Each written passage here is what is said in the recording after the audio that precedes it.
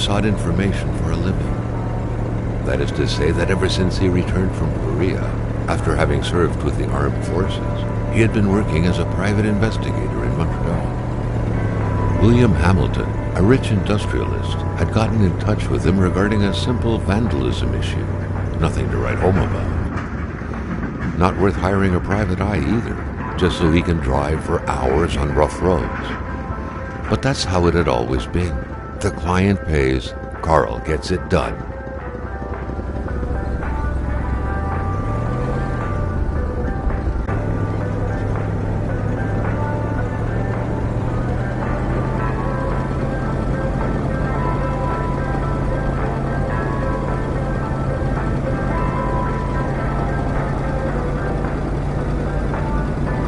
When the roads were bad, muddy, or snowed in, it was customary around these parts to close them off.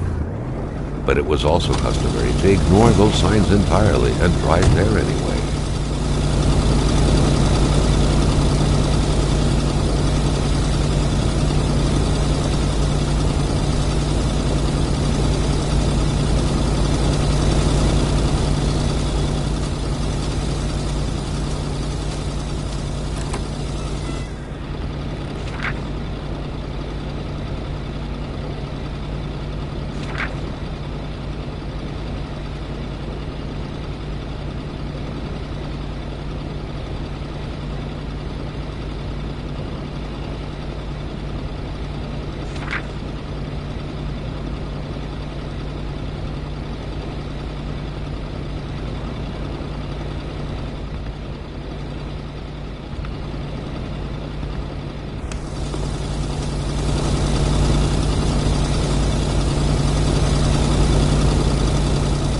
Was meeting his client in a store near this area. He was on the right track.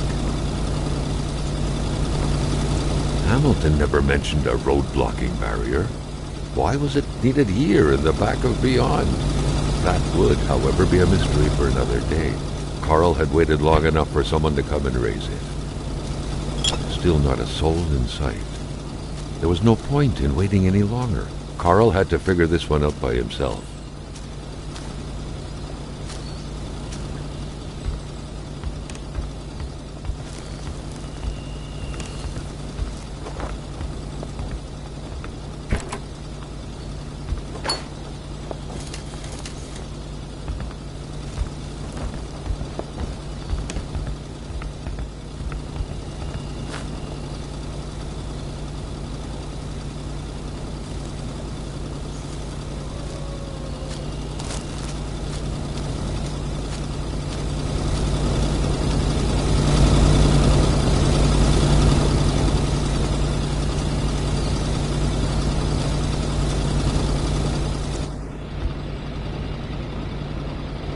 Hamilton no doubt knew who managed the barrier. Carl wanted to give him a call, but that would have been too easy though, as sure enough the line was acting up. Little Vandal thought, reveling in the irony of the situation. Hamilton is waiting for Carl in the general store. It was time for him to get down to business. William Hamilton enjoyed a lavish country house built in the very heart of the northern forests, not too far from here. The local populace was divided when it came to the affluent men. Some saw a wealthy philanthropist dedicated to improving the region's economy. Others an aging Englishman who would do anything to further his fortunes. And those ones hated him enough to go on about scheming against him. Hamilton had recently acquired a few local businesses, but the last straw was the reopening of a mine, which gave rise to a wave of protests and threats from the Cree people. Given these circumstances, Carl reckoned that a good number of people must be feeling compelled to oppose Hamilton in one way or another. So far, only the industrialist's house had been a target, but soon enough, Carl thought, the target would become the man himself.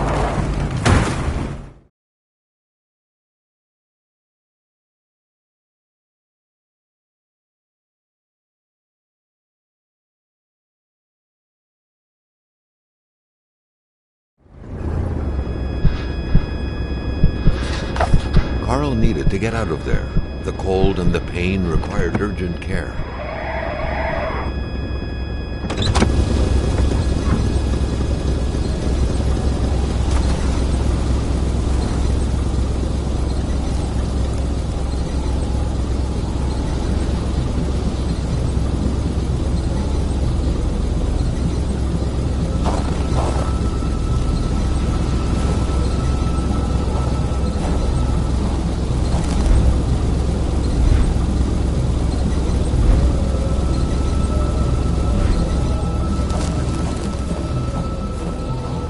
The driver had taken off.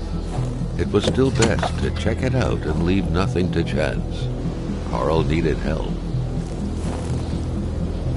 It was a small, locked box engraved with the letters WH. Carl thought about taking it. Nothing was to be left to chance.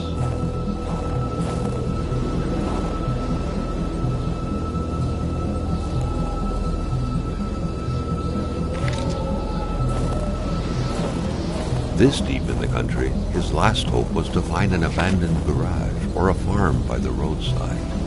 His life depended on it.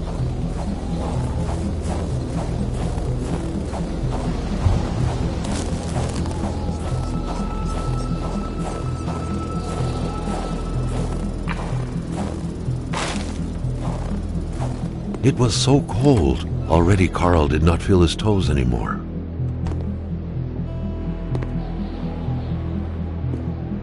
Even better than he had hoped. Carl Faubert had succeeded once more and was now on his way to new adventures.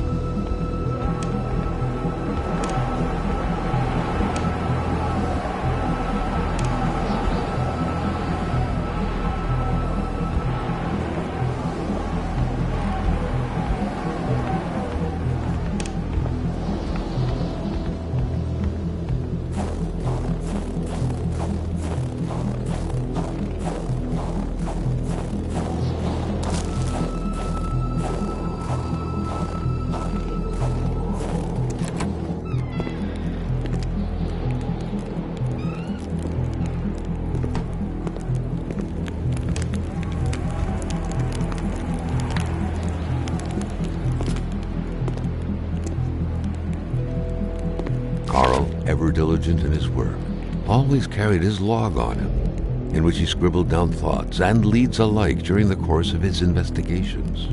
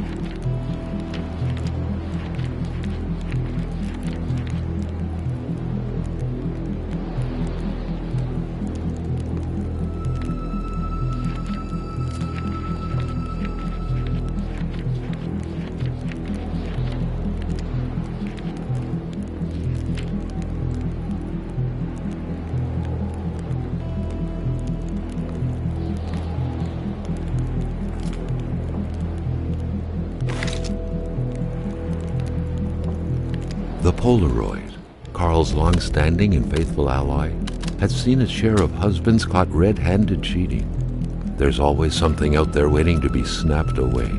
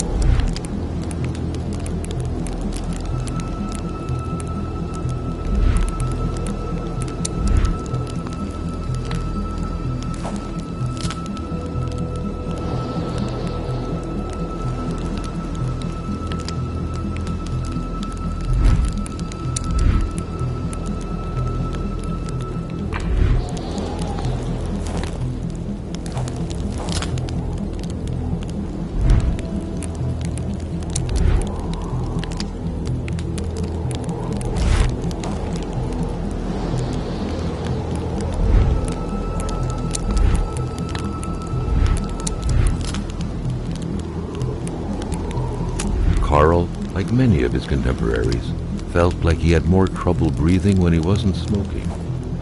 Cigarette was his own personal breathing assistant.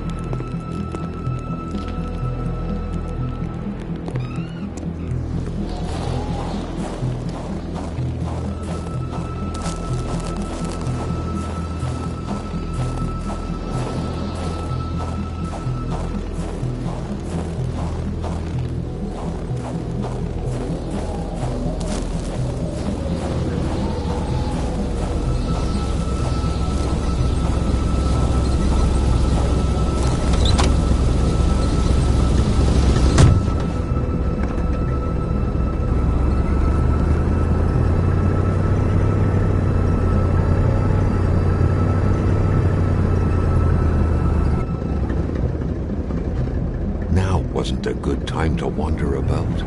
Hamilton was still out there.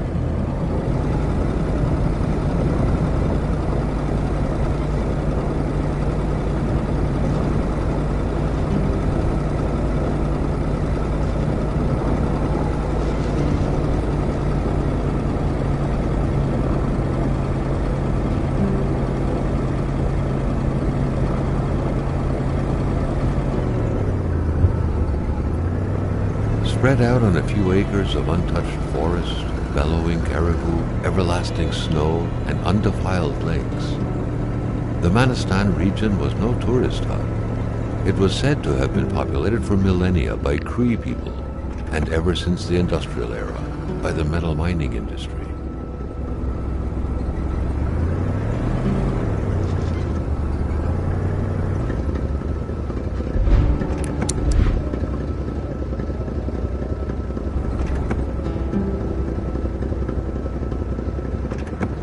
Carl was dying to stretch his legs, but he had to stay focused on the task at hand.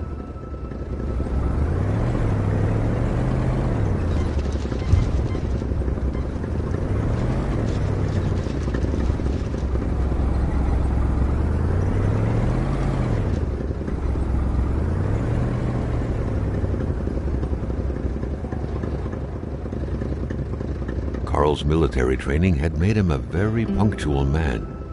Being late to his meeting with Hamilton was out of the question.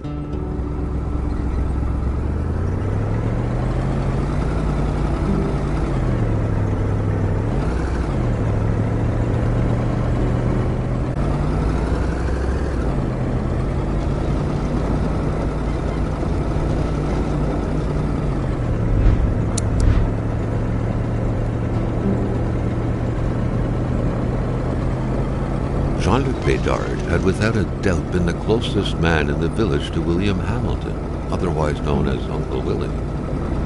The truck was running on fumes. Good thing that the general store was close by.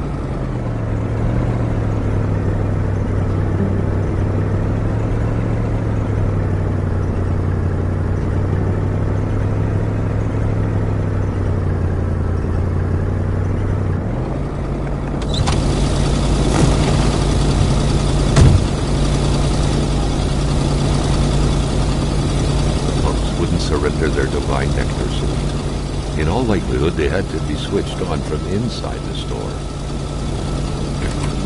A milkman had to drive by every week to fill the bottles. The fresh milk indicated a recent visit. A milkman had to drive by every week to fill the bottles. The fresh milk indicated a recent visit. Something fell to the bottom of the box.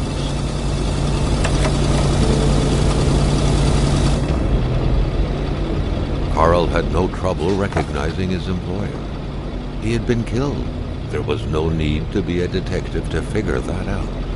But only a detective could have noticed that the killer had to have been very close, that the fatal blow had been given before the victim even realized. What could be inside that envelope? Carl was taken aback. He knew this address. It was said to be the address of the P.O. box for the Canadian Secret Service.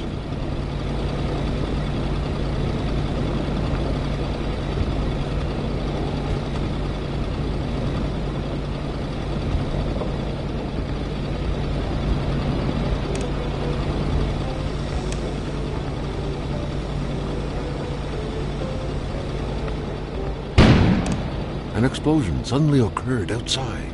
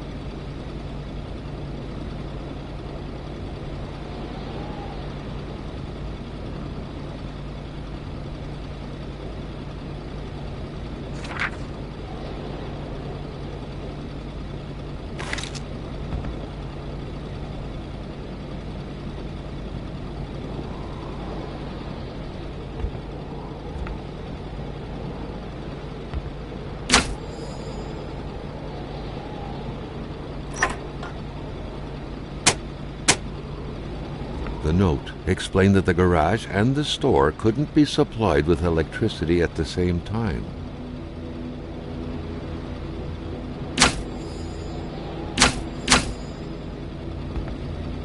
The note explained that the garage and the store couldn't be supplied with electricity at the same time.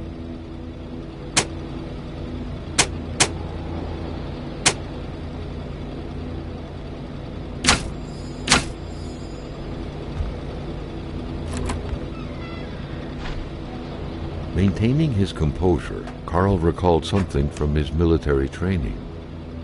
Wolves always stay away from populated areas. Wait, was it about bears?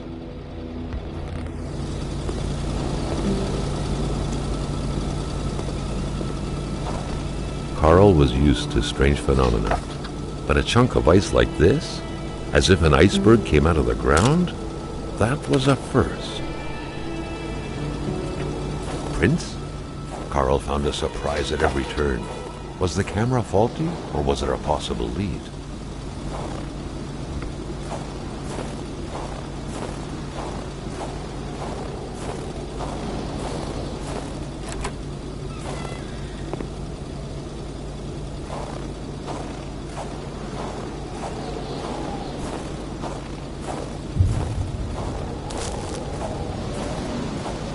Carl felt that the store and its surroundings still held their secrets, and he didn't like to miss out.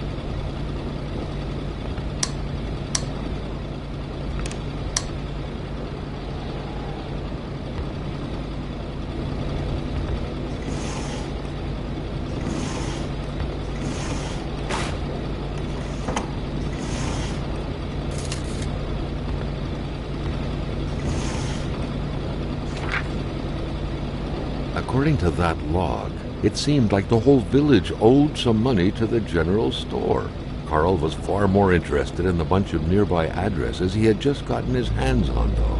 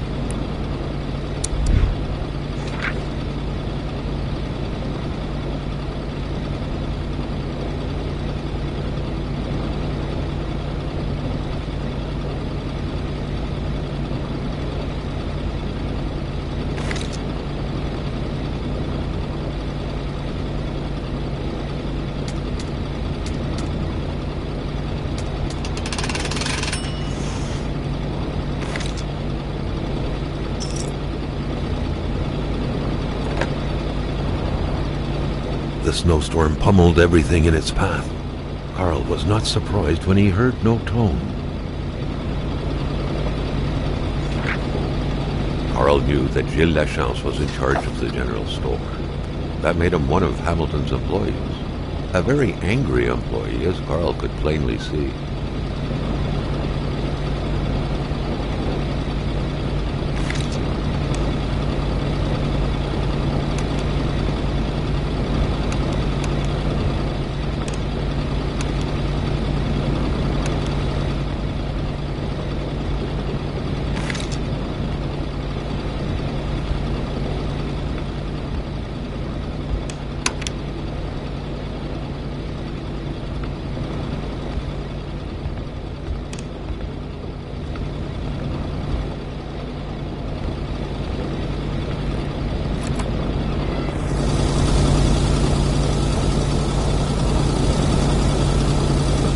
Surrender their divine nectar so easily. In all likelihood, they had to be switched on from inside the store.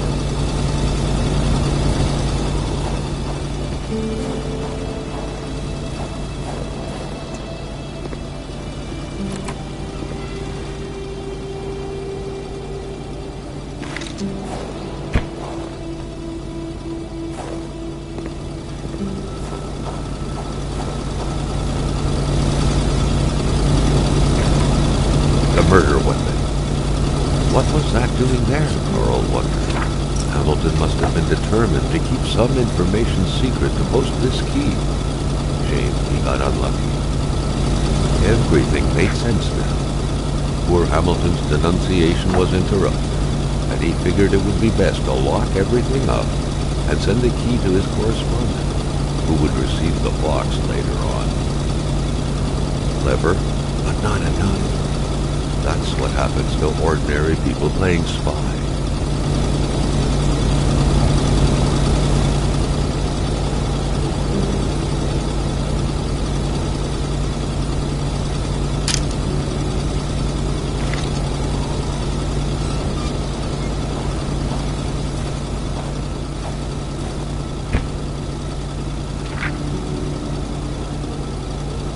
Hate was in the air. Seems like some villagers barely tolerated each other.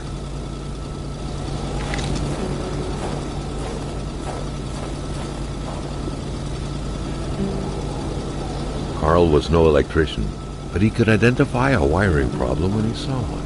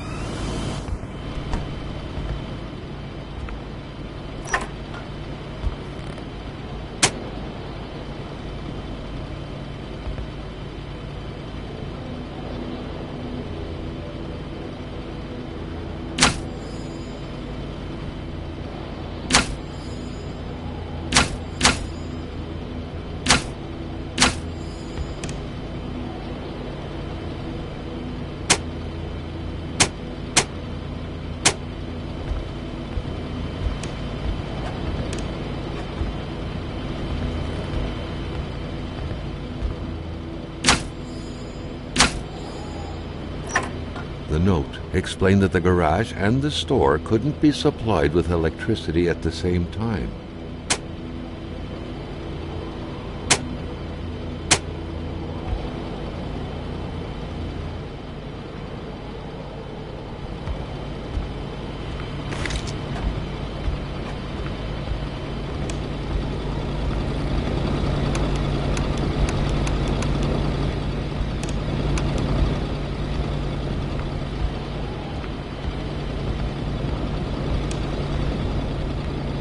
A radiator without power is as good as a wood stove without logs.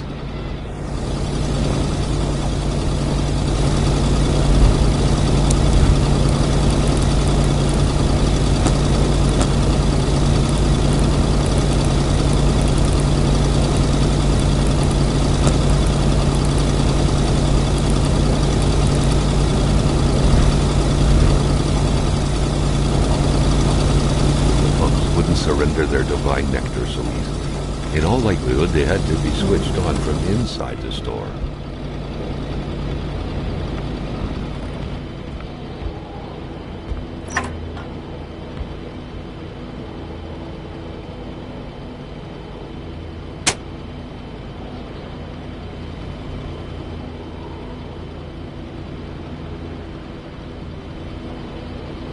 The note explained that the garage and the store couldn't be supplied with electricity at the same time.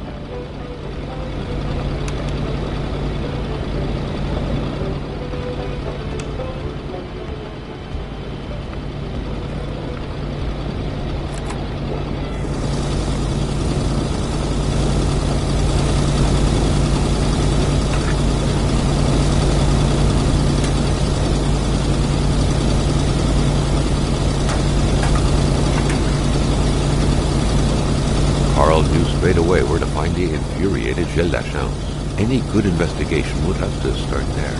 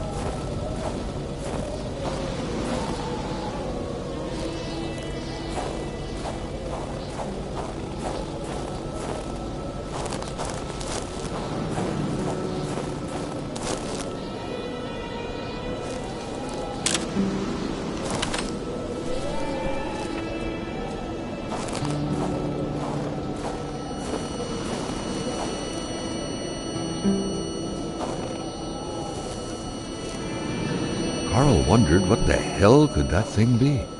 It looked like a man fossilized in ice.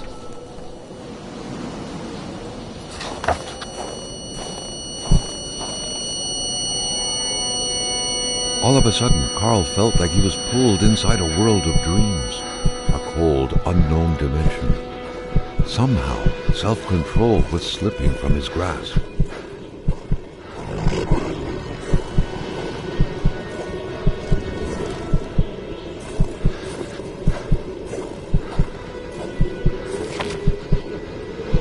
To all appearances, this was a hunting log. Better yet, a war diary.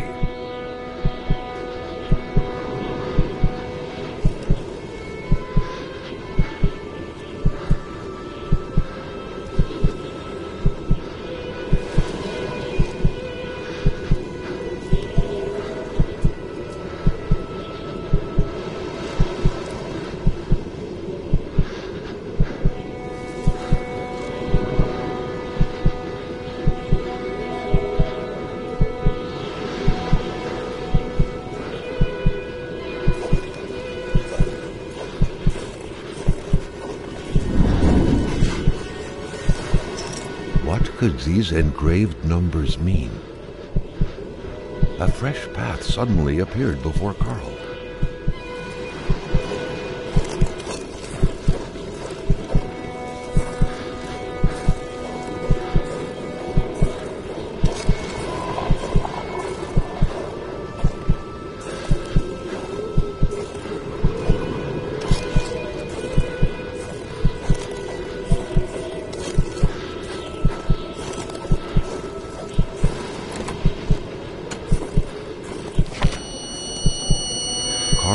that feeling you get when you immerse your frozen hands in hot water.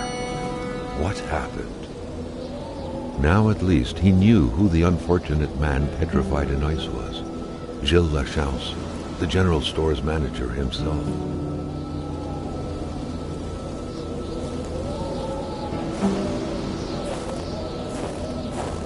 That had to be the worst parking job ever. Who was Carl to judge, though? It may be customary to park like that around these parts, or not.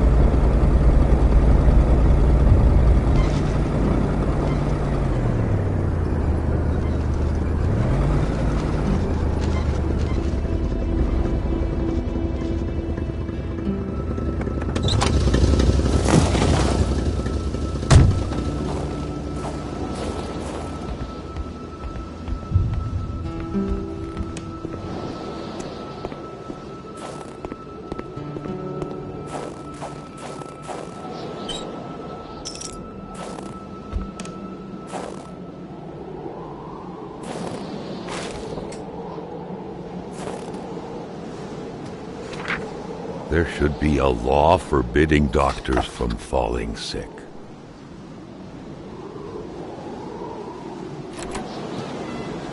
In spite of Dr. Beaupré's goodwill, the place didn't look much like a physician's office. It could easily be mistaken for a sewing shop,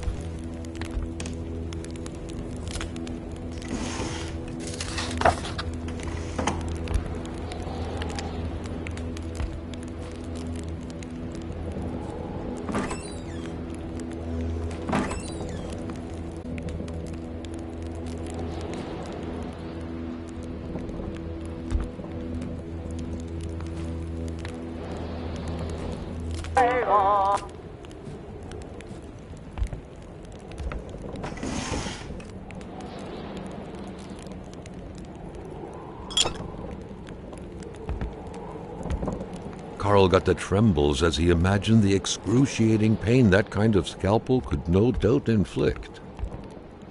Within these miserable walls, patients probably felt more like in a slaughterhouse than in a doctor's office.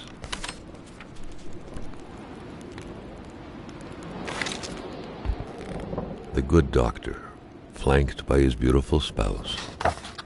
Pure happiness, captured on cardstock. Carl recognized this woman's soulful eyes. Was it Dr. Beaupré who had hit him head-on at the village border?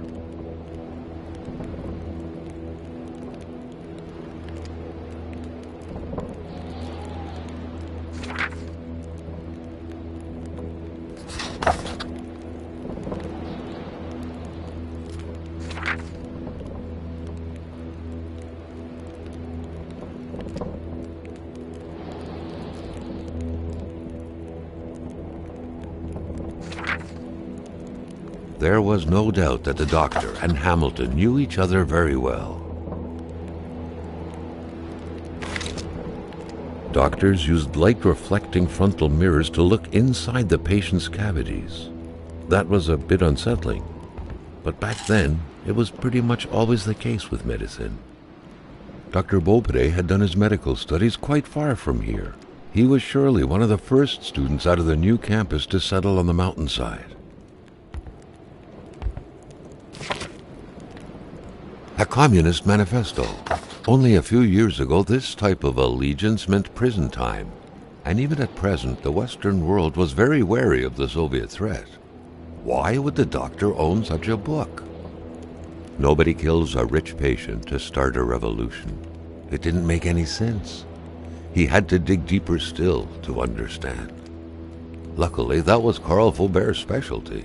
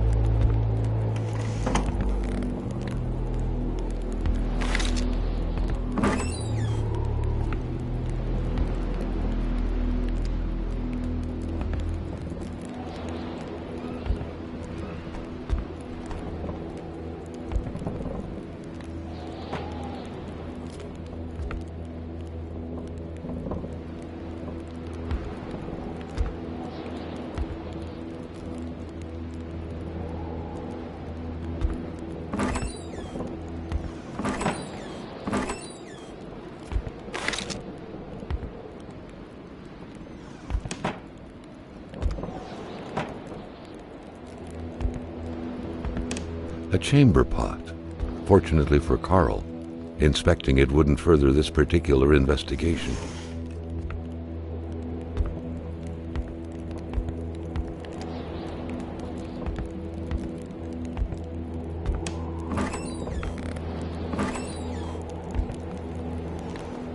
The injured could be recognized by the large stains of red, an informal nickname given to Merbromen, smudged all over their injuries.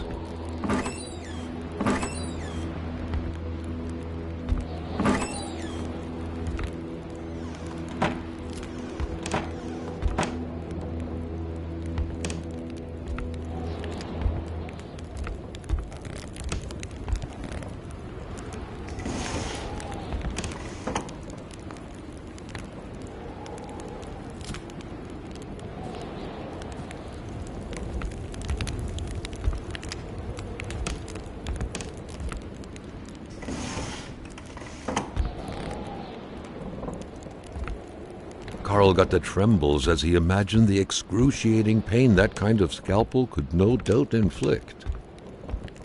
Within these miserable walls, patients probably felt more like in a slaughterhouse than in a doctor's office.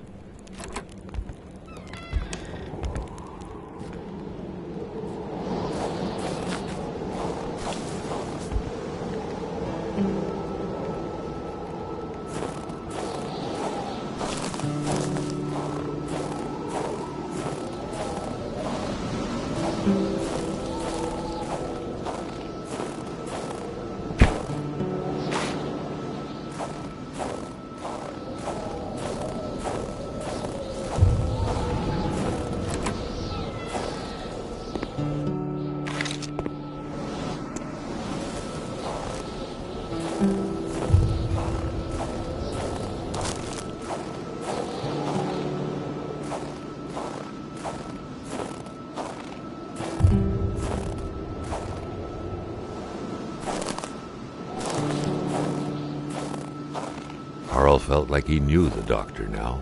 His belongings had spoken lengths about him. But what Carl had heard worried him.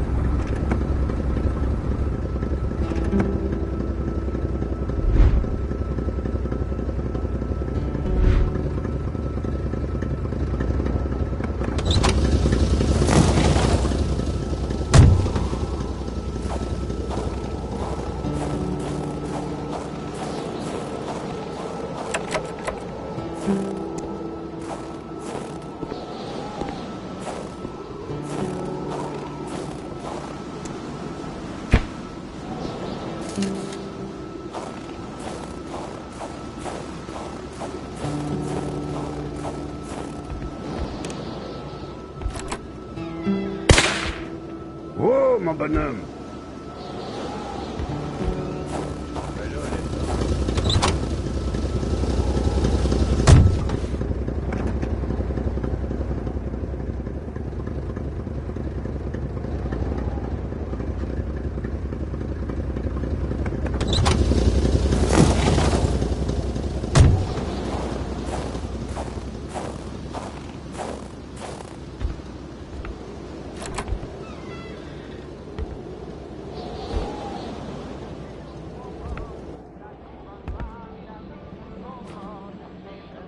Je m'attendais pas à ce qu'un étrange retontisse par ici. Moi te dire, je prends plus de chance depuis que ça rôde dans ce bout-là. J'ai ma carabine au bout du doigt, et puis bang, bang, bang, si ça s'approche. Si tu veux du linge chaud, parce que t'es habillé comme un gars de la ville, je dirais pas non à une bonne bouteille de caribou. Puis tu pigeras ce que tu voudras parmi mes guenilles.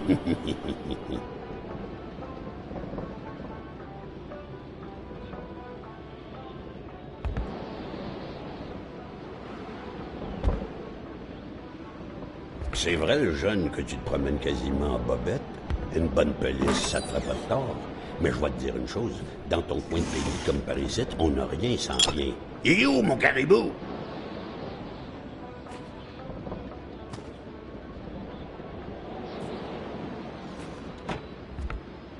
Dans mon temps, c'était comme sur l'image. On était vrais, fiers, forts, puis on avait le bon lieu de notre bord.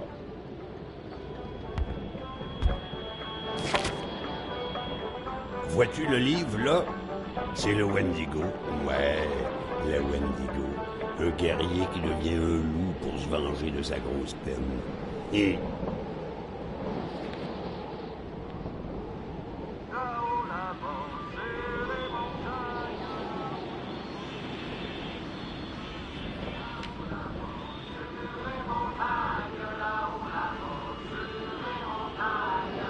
T'apparence que mon caribou tarde.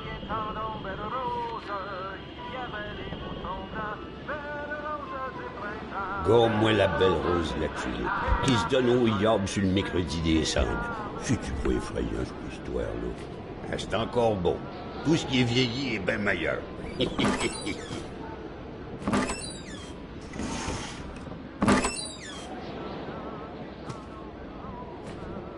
Ah, c'est encore beau. Tout ce qui est vieilli est bien meilleur.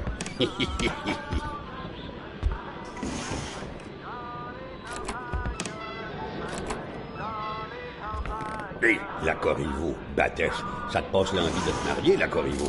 Elle tuait tous ses maris, squick, les uns après les autres. Pas de pitié dans le mariage.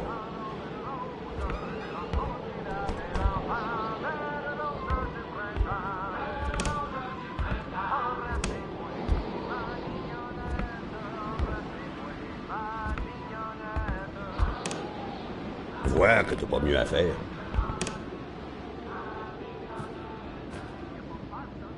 Cadeau, ça ouvre l'appentis.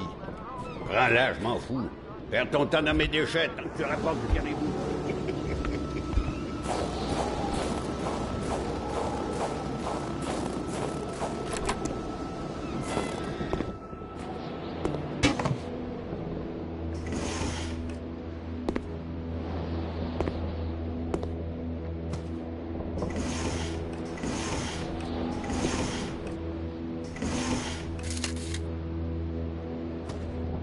An axe. Not too shabby.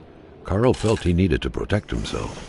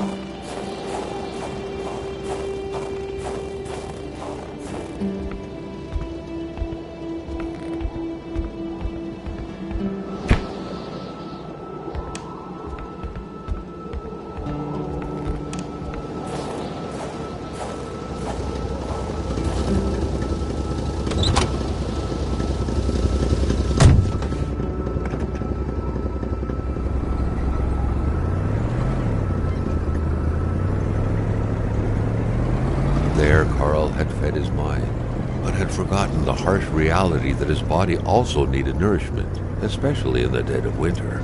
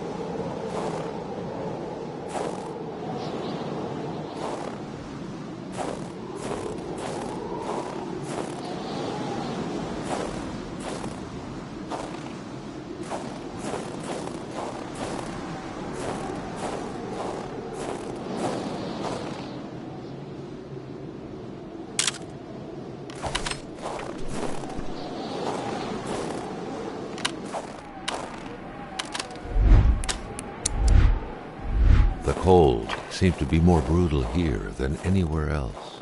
It seeped into bones and into every breath to get to the heart until it stopped.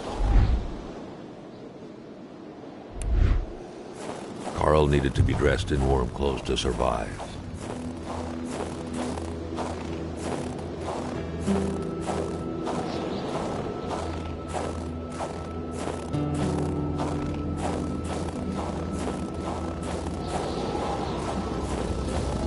Carl wondered how long he would have to endure this skin-stinging cold.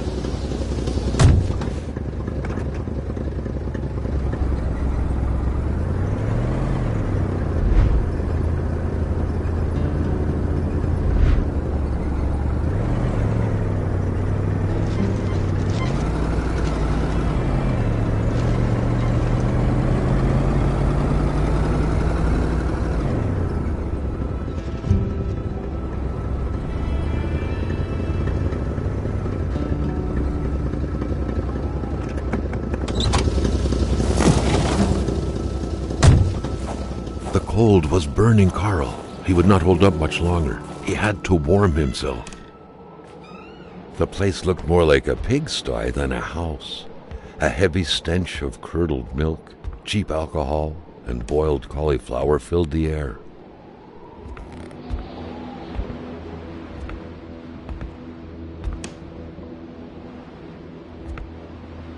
You had to be out of your mind to cook up white whiskey at home.